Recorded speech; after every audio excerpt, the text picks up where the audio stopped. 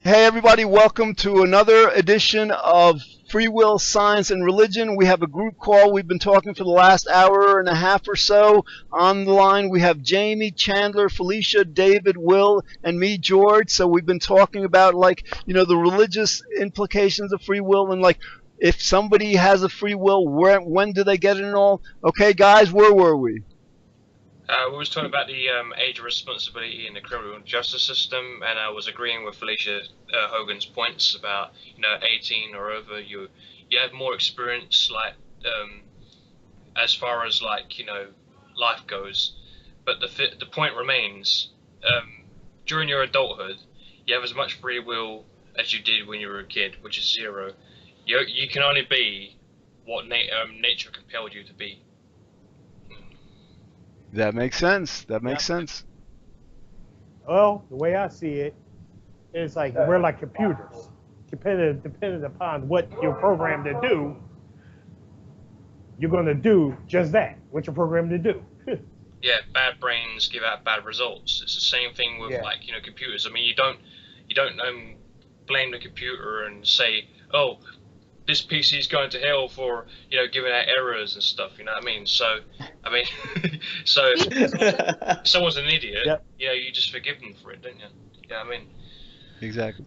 What do you guys think is Yep. the greatest barrier to people getting this? What do you think is getting in the way of their getting this? What? Well, I think it's mostly, I think people are afraid of the consequences because there are people out there spreading the myth that if people realize they don't have a free will, then they're all going to turn into rapists and serial killers. And I don't see how that works because I didn't turn into a rapist and serial killer. So why would I And here, believe that others would? Not yet. Not only that, but people also fear what that would do to the justice system. When I first heard this idea that we don't really have a free will, but it's nature and nurture, it was in high school, like eighth or ninth grade, really. And I said, that's absurd. How can you say that? That's humanist. If that were true, then we couldn't have, how would we keep people accountable in society? It would be chaos. Excellent. And now, many years later, I understand how that works. So explain that. Explain to the audience how we would still keep our rules and laws, even everyone understanding that the free will is completely impossible. hmm, Is completely possible or No, impossible? impossible. Okay. it's not Um, impossible. It's just I think that would be kind of hard to get adjusted to. Well, all right. Go ahead, Felicia. I was saying that there's a difference between consequences for your actions and a fundamental responsibility. And what would happen if we were to realize that free will is an illusion, that we don't have free will, and we're the product of our upbringing and our biology, is that our criminal justice system would have to entirely change. It couldn't be about punishment for that which we have no control over. It would have to be about a learning process and rehabilitation. but we still need reward and punishment in the sense that we need to deter bad behaviors. We need to incentivize things like work ethic and um, you know steer people away from things like shoplifting, things of that nature. You know what I mean? Because we can't have Yeah. people going around doing these things. It costs I mean, money. it would essentially, I mean, you'd be sent to a rehabilitation program. You wouldn't have a choice in the matter. Of course. Yeah. Yeah. But what I'm saying is that we still need to, keep certain things in place to steer people in the right direction. You know what I mean? So I think Go under ahead. Everything civil, basically. yeah, under the free will belief, we want to punish people sometimes a lot more than it's required for them to learn from their mistake. It's about vengeance, retribution. It's about seeing them as evil. So, yeah, we still have our rules and laws and all, but I think we'd be much more compassionate toward people who were, through no will of their own, the universe made break those rules and laws. Yeah. And the media seems to like to, it seems like to portray criminals in the newspaper as schemes. Well, mute your mic, dude. We're hearing a lot of Oh, background noise. my bad. Right. Carry on. All right, actually, Will brought up an interesting question. He's, like basically in a lot of the shows that I've done, I basically say that the concept of free will, the notion of free will, is impossible. Is it in any way possible that we could have a free will? Well, here's the interesting thing. The only way to have a free will is to redefine free will in the way that compatibilists do. That's the only way that anybody's ever even tried. And then you have to think, okay, well, what is that will free from? And then if you define it as you have free will if no one's holding a gun to your head, well, sure, then anyone who doesn't have a gun held to their head has free will, but I think it still misses the entire point. All right, so it's like confession with or without coercion. explain that. Like if you confess to a crime just, because you feel guilty, then that confession stands in court that you confess of your own volition, essentially. It's a lower standard of free will. Versus if you were in, say, Guantanamo Bay. If you confess there, it doesn't stand in court in any real, legal court, because that's confession under duress. Okay, so in a certain sense, so they may try to redefine free will to say we have free will because nobody was coercing us. In other words, it doesn't matter if our genes and our environment and all, or especially our genes, are influencing our behavior. Just because nobody was actually making us think and feel what we do and say what we do, we have free will. But isn't that impossible? I mean, in other words, this law of cause and effect, because everything that we do, every decision we make, everything we do, the causal antecedents to it regressed back to before we were born. So isn't it true that there's no conception, no definition of free will that can possibly be true? I agree, because nobody is free from the coercion by other living things, whether human or other animals. We are not free from those other things that coerce us into doing what we do. And if you are made to feel ashamed and guilty for something because your parents brought you up that way, well, that's still stuck with you even after your parents are dead. So you are still being coerced by your dead parents if they forced you to believe a certain way. And that's important to understand, is that we're never free from coercion. So even that definition can't work. I don't know if coercion is really the right word to use there. Maybe more like affected by. Yeah. Interesting, because I'm not sure there's a difference. Well, the human brain's still obeying evolution. I mean, evolution still applies to consciousness and stuff like that. I mean, it's obeying law of entropy, isn't it?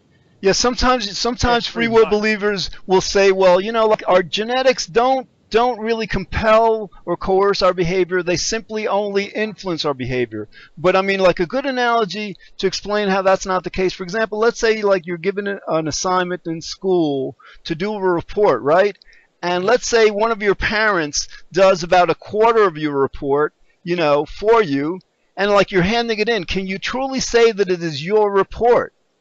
So in that same way that you'd be dishonest, it would be plagiarism, whatever it is, to claim that your work is yours if one quarter of it wasn't it. Isn't it the same that we can't claim we have a free will if we have this unconscious that's constantly, working? We're not even know it's there. No, in other words, the unconscious or genetics don't have to be completely determining our behavior to negate, our free will. So what you're saying, someone who sits a maths exam, right? Are you saying that their subconscious is doing the, calculations for them? Well, yeah. In other words, our unconscious. Think about it. Our unconscious is awake all the time. We go to sleep, and our conscious mind, goes to sleep, whatever. But our unconscious is operating 24/7. And think about it. Our unconscious is where all our memories are stored, where all our thoughts, our words are stored. And it's also if we're unconscious of this place where all our memories are, whenever we make a decision, then the processing of that decision has to be made by the unconscious, because that's where all the principles for deciding are, and that's where all the memories by which we decide must be. So in actuality, what happens is, like, we don't actually make any conscious decisions at all. Our unconscious makes these decisions, and then we become aware or conscious of what our unconscious has decided. Yeah. I understand thoughts are not up to us, because when we go to sleep, sometimes we dream or have nightmares. I mean, who would choose to have nightmares? I mean, if you were like getting chased by someone who was about to stab you in a nightmare, right? Obviously, you got to run away. You're not gonna, stand there and let it happen to you. I mean, in your nightmares, Unless you're a right? masochist. Yeah, in your nightmares, you get the impression that it's real, didn't you? Sometimes it's real to you, and that's why it's so scary. Yeah, I think it needs to be pointed out that I'll have to talk to y'all later, because I'm about to head underground. All right, good talking to you, Will. All right, thanks, Will. I will. All right, you stay safe. Yep, you too. You too. Yeah.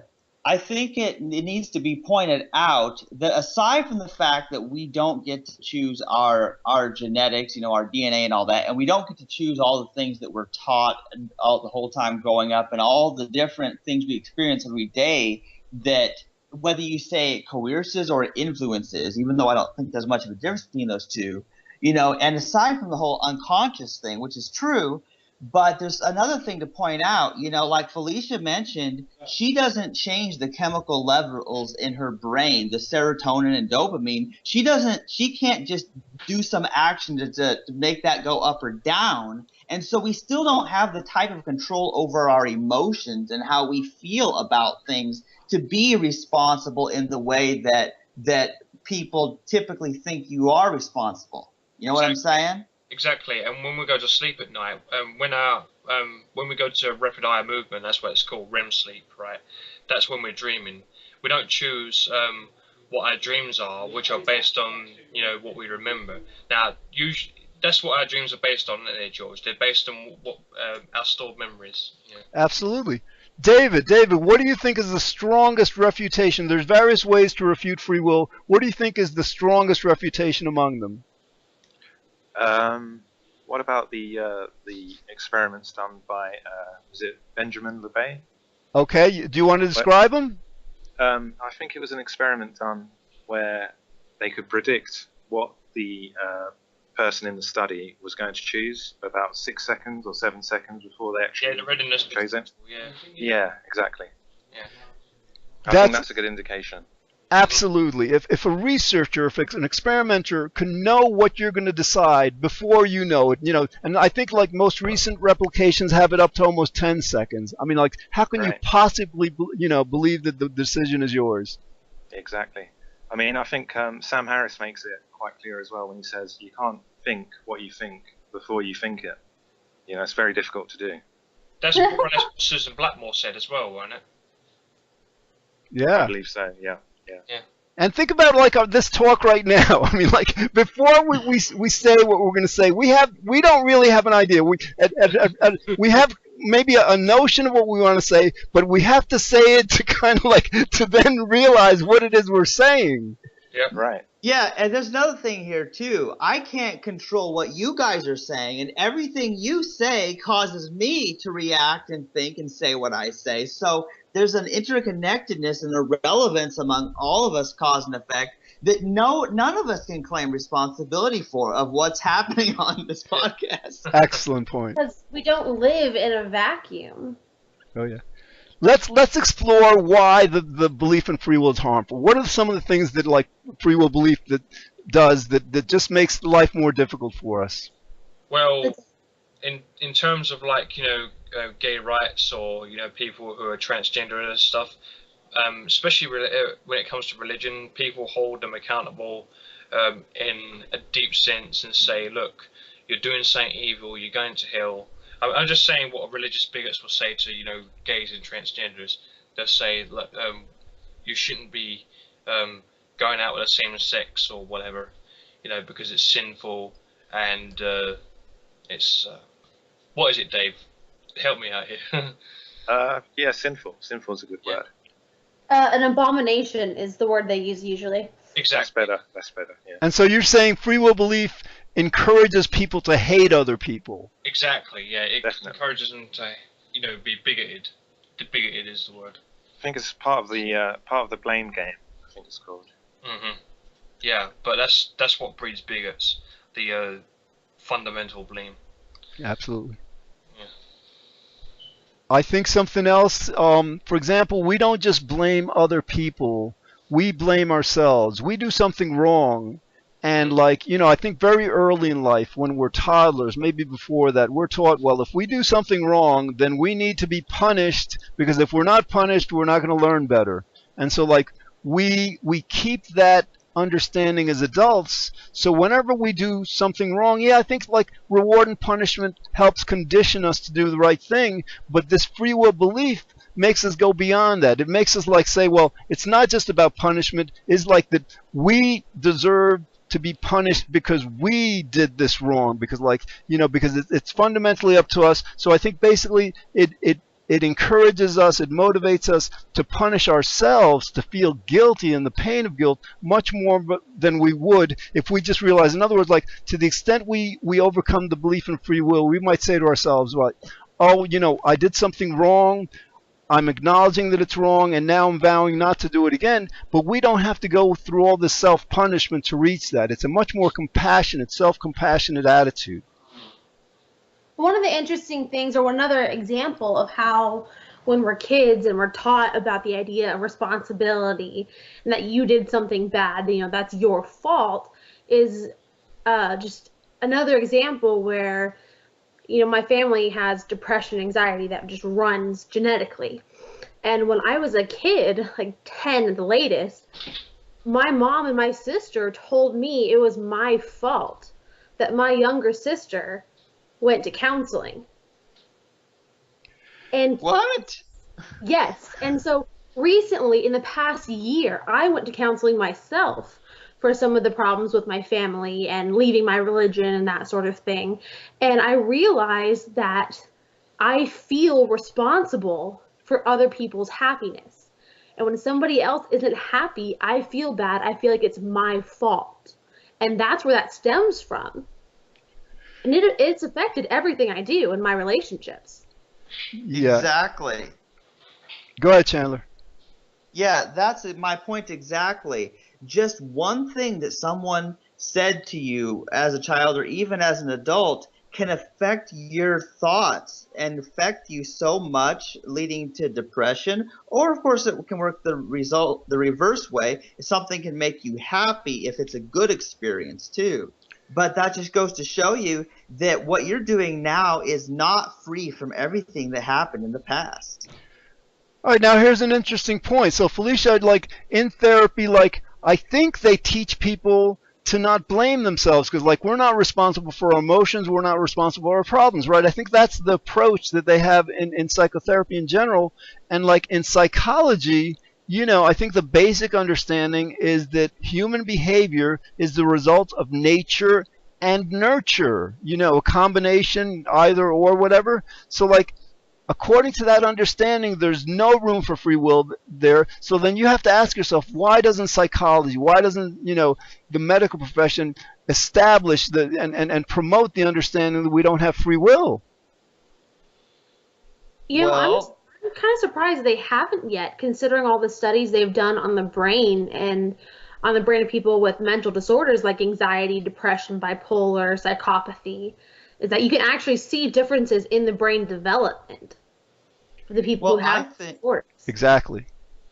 Yeah, I think part of the reason they haven't admitted this to themselves, what this means for free will, is because they're part of religions who believe this free will thing, and it's so essential that they miss the contradictions of the psychology and science that they know, because it contradicts with other beliefs that they have to keep, they think.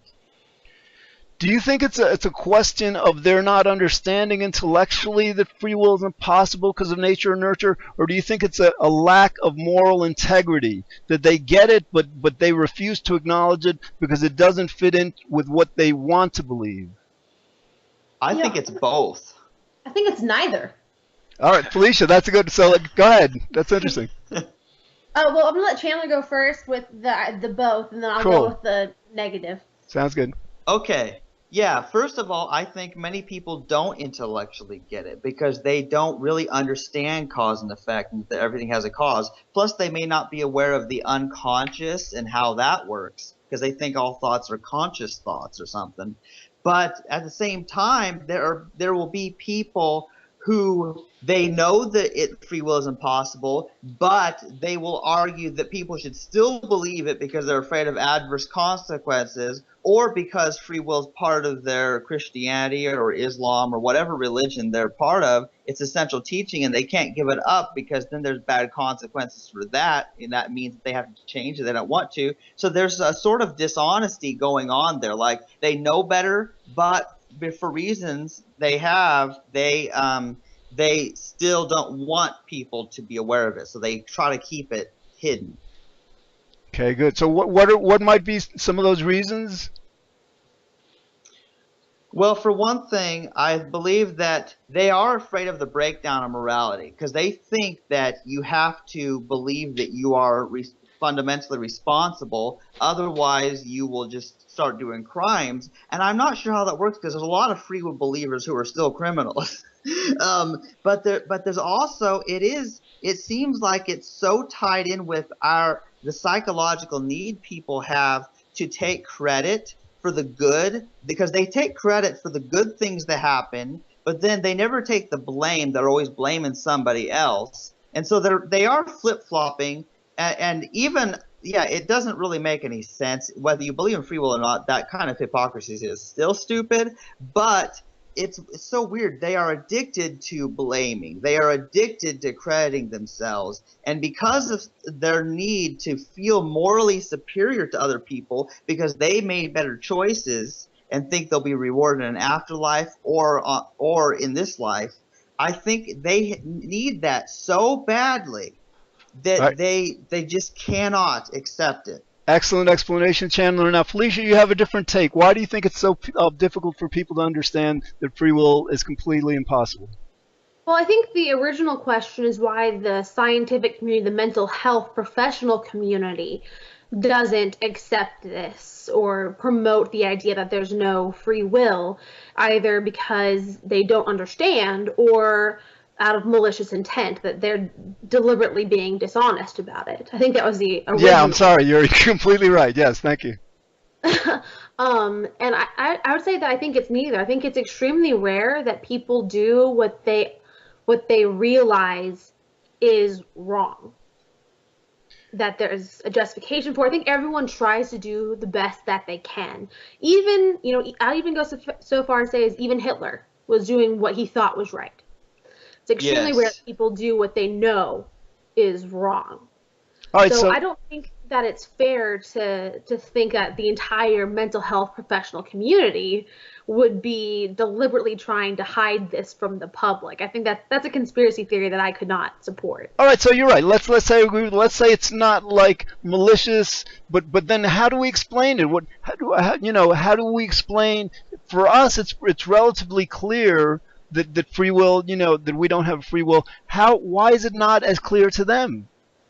I don't know that's necessarily not as clear to them, to be perfectly honest, as the mental health community as a whole. I mean, we see tons of articles and studies on this sort of thing that, some of us here have read, or at least read about, that has led us to make the change in our philosophy. But the thing is, though, that these people are not philosophers. It's not necessarily their job to interpret this information as far as how people should be applying it to their everyday philosophy of life. That's the job of philosophers. And honestly, how many Americans read scientific studies? How many? Okay. I mean, come on. So All right. I don't think that community, it's the rest of us, the rest of the people who aren't reading this stuff. All right, David, we just heard the USA take on why the medical establishment doesn't get this or doesn't promote it all. What is the UK? What do you think it is like in the UK with the medical establishment there? David? I would say this quite apathetic towards the idea. Really, they just don't care as far as I can see. And the ones that do care tend to just play the blame game. Okay. We've got media over here. It basically criminalizes being poor. And so at the moment, if you're poor, if you're fat, if you're taking any kind of a benefit system from the government, then people have been influenced to blame those people. So they don't consider why those people have been put into that situation. All they do is say, you have free will, you could have done otherwise. And so that's it, you're responsible. All right, so in a certain sense, they're kind of defending the status quo, just defending the way we do things. Exactly, yeah, exactly that. Okay, Jamie, what's your take? Jamie may not be there. All right, you raised an interesting question, an interesting topic, the idea that they don't understand, they may not understand the relevance of this. It's that they're apathetic because maybe they don't get how much it matters. We've got about 5 minutes left.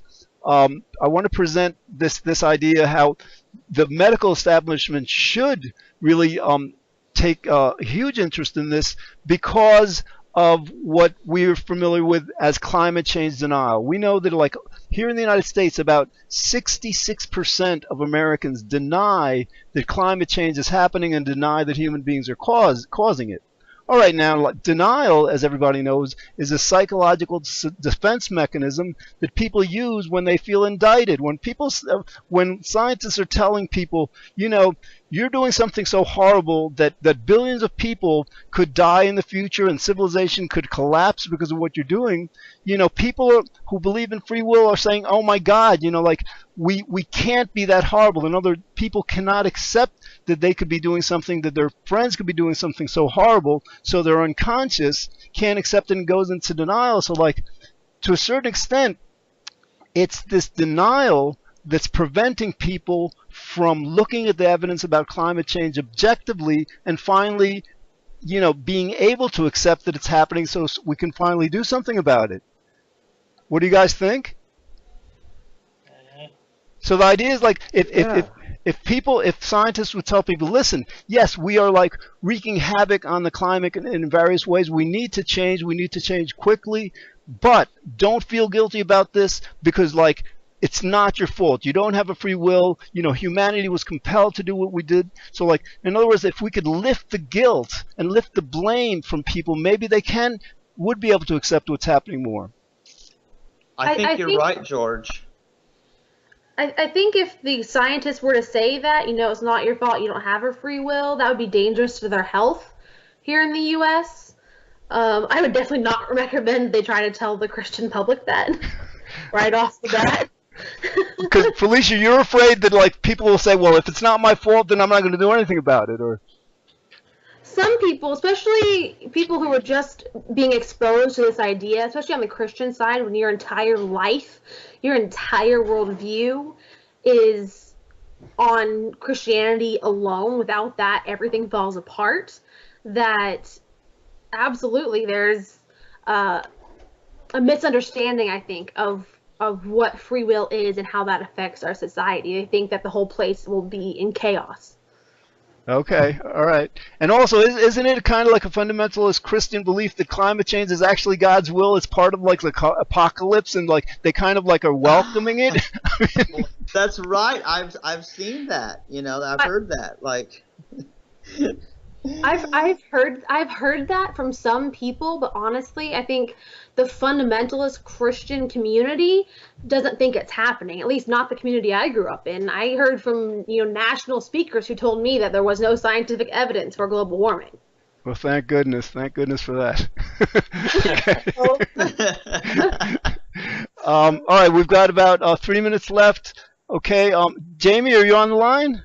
Yes, I'm still here. All right, so Jamie, again, we had a question before, like, why do you think the medical establishment in the UK, who should get that free will is an illusion, why do you think they either don't pay attention or they don't get this? Why aren't they promoting to the world, you know, that, like, we can overcome our guilt and our blame by overcoming free will belief?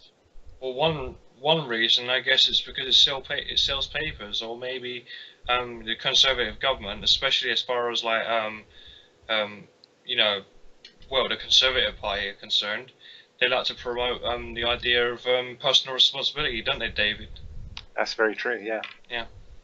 Excellent. All right, we've got about 30 seconds left. Okay, thank you, Jamie, Chandler, Felicia, and David. You know, this is like the Free Will, Science, and Religion podcast. Our goal is to have a podcast published once a day. We've got about like 11 or 12 co-hosts. We want to up that number to like at least 14. So again, we'll be back next time with another edition of Free Will, Science, and Religion. Again, look for us on YouTube. Eventually, when we premiere in April, we're going to be on iTunes also. Okay, thanks for listening, everybody.